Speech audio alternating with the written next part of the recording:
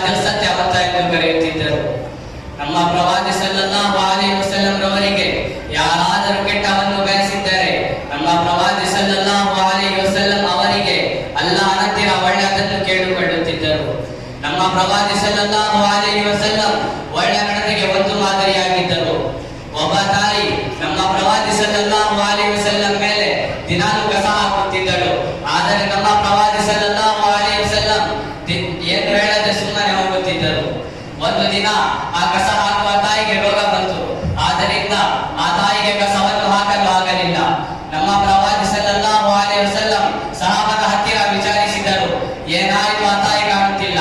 ಸಹಾಬರು ಹೇಳಿದರು, ಆ ತಾಯಿಗೆ ರೋಗ ಬಂತು. ಈ ಮಾತನ್ನು ಕೇಳಿ ನಮ್ಮ ಪ್ರವಾದಿ ಸಲ್ಲಲ್ಲಾಹು ಅಲೈಹಿ ವಸಲ್ಲಂ ಆ ತಾಯಿಗೆ ನೋಡಲು ಅವಳ ಮನೆಗೆ ಹೋಗಿದರು.